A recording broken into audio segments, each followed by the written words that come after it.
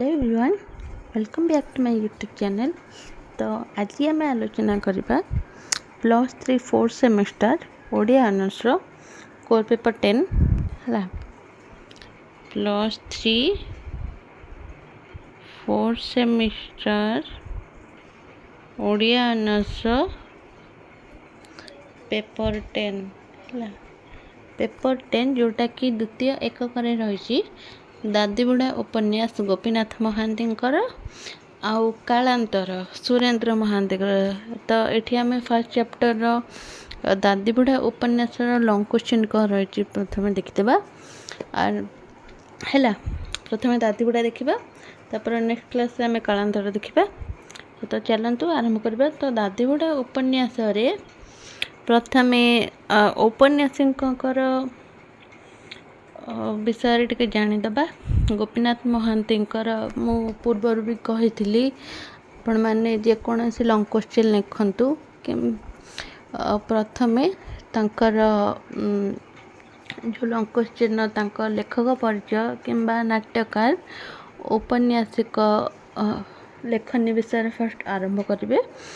तापर आपण स्टार्ट करेंगे जो क्वेश्चन टॉपिक उपर है। तो ये प्रथमे दादीबुढ़ा उपन्यास लंग क्वेश्चन लिखा पूर्वर औपन्यासिकर तांकर लेखक परिचय लिखे। से कौन कौन सब रचना करते, पारिवारिक जीवन कौन था, जेकोसी इत्यादि इत्यादि जहाँ सब जानते लिखिथे। प्रथमे औपन्यासिकर परिचय लिखे, तापर दादीबुढ़ा उपन्यास आरंभ करेंगे है।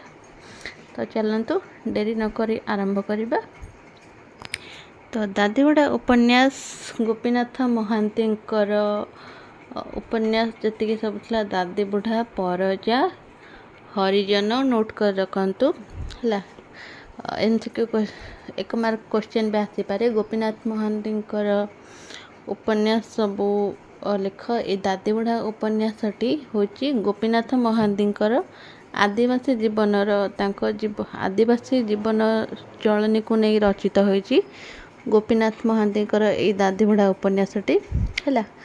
तो ये गोपीनाथ महांतींकर जो अच्छी तांकर लेखा प्रथमे आसिला दादीबुढ़ा, परजा, हरिजन, अमृतर संतान, शिव भाई, अपहंच इत्यादि उपन्यास से समाजर अवहेलित अनुन्नत संप्रदायर हृदयग्राही चित्र परिलक्षित होती। तो ये आम देखिले गोपीनाथ महांतींकर दादीबुढ़ा उपन्यास हूँ आदिवासी जीवन भित्तिक रचना।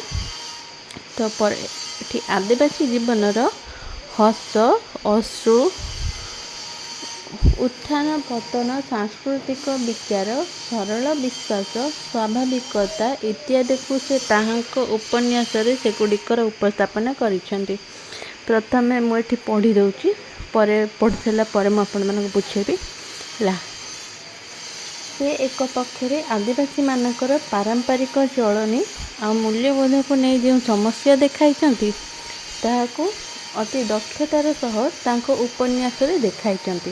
आदिवासी मनीषर प्राकृतिक परिवेश विश्व ब्रह्मांड धराबंध श्रृंखलित जीवनर धारा आ निजस्व ऐतिह्य परंपरा कर्म संस्कृति को एक दृढ़ विश्वास बोध भितर जो अनादि काल एते सुधा बांधि रखी ताहा धराबंध नियम को टिके किछि व्यतिक्रम हेले सरल आदिवासी मनीषर विचलित हो पड़े। पंच अरण्यानी पहाड़ कोल आश्रित ए मनीषटी जीवनर सुख स्वप्न उत्सव उल्लास आनंद आ कोलाहल सहित अश्रुविदन विषाद शोषण कषण जीवन संग्रामर काव्यिक परिप्रकाश होइछि गोपीनाथ महांतींकर उपन्यास है। तो से कौन थी ना गोपीनाथ महांतींकर ये दादीबुढ़ा उपन्यास तो आदिवासी जीवन चरित्र को नहीं रचित होइछि। तो आदिवासी जीवनर जेपरिक हस हो खुशी जीवनर सुख दुख सांस्कृतिक विचार इत्यादि को नहीं उपन्यास गुड़िक गोपीनाथ महांती उपस्थापन करिसेंती। ସେ ଯେପରି ଗୋଟିଏ ପକ୍ଷରେ ଆଦିବାସୀମାନଙ୍କର ଯେପରି ଏଠି ଆଦିବାସୀମାନଙ୍କର ତାଙ୍କର ଚଳଣି ଆଉ ଯେପରିକି ରହିଛି ତାଙ୍କର ପାରିବାରିକ ଜୀବନ, ଯେପରିକି ତାଙ୍କର ସୁଖ ହେଉ ଦୁଃଖ ହେଉ ଯେଉଁଗୁଡ଼ିକ ତାଙ୍କ ଜୀବନରେ ସମସ୍ୟା ବିଭିନ୍ନ ପ୍ରକାର ସମସ୍ୟା ଦେଖାଯାଉଛି ତାହାକୁ ସେଇ ଆଦିବାସୀ ଜୀବନର ଚଳଣିକୁ ନେଇ ଗୋପୀନାଥ ମହାନ୍ତି ଗୋଟେ ଉପନ୍ୟାସ ଦେଖାଇଛନ୍ତି, ଯାହାଫଳରେ କି ଆଦିବାସୀ ମଣିଷର ଯେପରିକି ପ୍ରାକୃତିକ ପରିବେଶକୁ ନେଇକି ବା ଆଦିବାସୀମାନଙ୍କର ବିଶ୍ୱ ବ୍ରହ୍ମାଣ୍ଡକୁ ନେଇକି ତାଙ୍କର ଶୃଙ୍ଖଳିତ ଜୀବନଧାରା ଆଉ ତାଙ୍କର ପରମ୍ପରା କର୍ମ ସଂସ୍କୃତି କ'ଣ ରହିଛି ତା ମଧ୍ୟରେ ତାଙ୍କର ପୁରୁଣା କାଳରୁ ଯେପରିକି ତାଙ୍କର ଯାହା ଯାହା ସବୁ ନିୟମ ହୋଇଛି ସେଇ ନିୟମରୁ ସେ ଆଦିବାସୀ ମଣିଷର ଗୋପୀନାଥ ମହାନ୍ତି କ'ଣ କରିଛନ୍ତି ନା ସେଇ ଆଦିବାସୀ ମଣିଷର ନିୟମକୁ ନେଇକି ତାଙ୍କର ଯେପରିକି ସୁଖ ହେଉ ଦୁଃଖ ହେଉ ଯାହା ବି ହେଉ ଉଲ୍ଲାସ ଉତ୍ସବ ସେଇଗୁଡ଼ାକ ନେଇକି ଏଇ ଉପନ୍ୟାସଟି ରଚିତ କରିଛନ୍ତି ହେଲା। ତାପରେ ଆସିଲା ଗୋପୀନାଥ ମହାନ୍ତି ଆଦିବାସୀ ଜୀବନର ସ୍ୱାଭାବିକ ଆଚରଣ ଓ ବିଶ୍ୱାସ ବୋଧକକୁ ତାଙ୍କର ଦାନ୍ଦିବୁଡ଼ା ଉପନ୍ୟାସରେ ପ୍ରଥମେ ରୂପ ପ୍ରଦାନ କରିଛନ୍ତି। ଏହି ଉପନ୍ୟାସରେ ଆଦିବାସୀ ଜୀବନ ମାନେ ଈଶ୍ୱର ବିଶ୍ୱାସରେ ପ୍ରତୀକ ହେଉଛି ଦାନ୍ଦିବୁଡ଼ା। ତ ପୂର୍ବପୂର୍ବ ଏବେ ତ ଆମର ଈଶ୍ୱର କହିଲେ ଆମର ଯେପରି ଈଶ୍ୱର ଅଛନ୍ତି ଜଗନ୍ନାଥ ସାଇବାବା ଯେକୌଣସି ବିଷୟ ପୂର୍ବ କାଳରେ କ'ଣ ହେଉଥିଲା ନା ଈଶ୍ୱର କହିଲେ ଆମର ଦାନ୍ଦିବୁଡ଼ାକୁ ବୁଝାଉଥିଲା ହେଲା। ଏହି ଉପନ୍ୟାସରେ ଆଦିବାସୀମାନଙ୍କର ଈଶ୍ୱର ସେତେବେଳେ ଆଦିବାସୀମାନଙ୍କର ଈଶ୍ୱର କିଏ ଥିଲେ ନା ଦାନ୍ଦିବୁଡ଼ା ହେଲା। ପୂର୍ବ କାଳରେ ଏ ହେଉଛି ଖଜୁରୀ ଗଛର 7 ବେଣ୍ଟିଆ ମଲାଗଣ୍ଡି, ସେମାନଙ୍କର ସୁଖ ଦୁଃଖର ସାଥୀ ପ୍ରତୀକ ଦେବତା।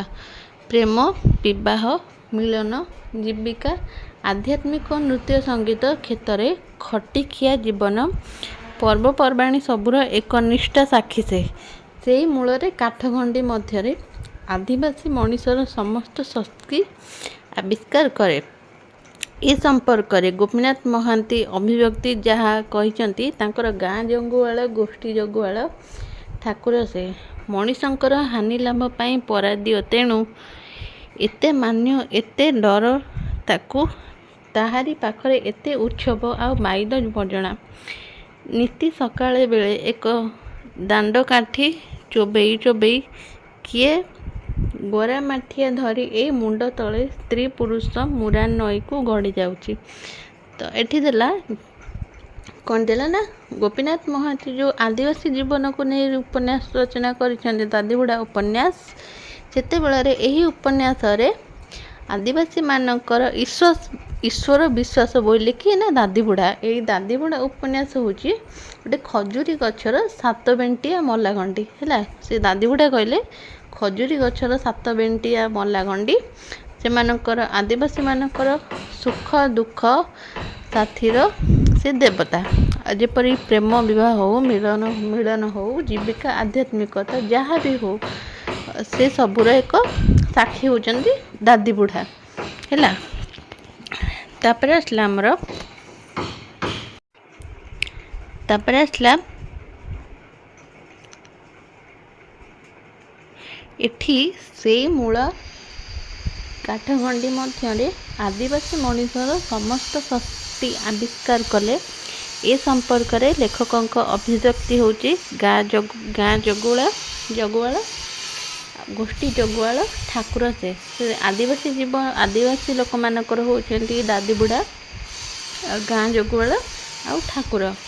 ସମସ୍ତଙ୍କ ହାନି ଲାଭ ପାଇଁ ପରାଦିଅ, ତେଣୁ ଏତେ ମାନ୍ୟ ଏତେ ଡର ତାକୁ ତାହାରି ପାଖରେ ଏତେ ଉତ୍ସବ ଆଉ ବାଇଦ ବଜଣା। ନିତି ସକାଳେ ବୋଲେ କିଏ ଦାନ୍ତ କାଠି ଚୋବାଇ କିଏ ଗରାମାଠିଆ ଧରି ଏ ମୁଣ୍ଡିଆ ତଳେ ସ୍ତ୍ରୀ ପୁରୁଷ ମୁରାନ ହେଲା। ସ୍ତ୍ରୀ ପୁରୁଷ ମୁରାନ ନଈକୁ ଗଡ଼ି ଯାଆନ୍ତି। କାହାର କେତେ ସୁଖ ଦୁଃଖ, ଯାହାର ପୁଅ ରୋଗରେ ପଡ଼ିଯାଇଥିଲା ପରେ ଭଲ ହୋଇଥିଲା, ଯାହାର ଗାଈ ହଜିଥିଲା ଖୋଜିବାରୁ ମିଳିଗଲା, ଯାହାର ପାଚିଲା ଯାହାର ଫଳିଲା, ସମସ୍ତଙ୍କର ଦ୍ୱାରା ଅଭିବ୍ୟକ୍ତି ସେ ଅନାଦି କାଳର ଦେବତା ହେଉଛନ୍ତି କି ନା ଦାନ୍ଦିବୁଡ଼ା ଆଦିବାସୀମାନଙ୍କର।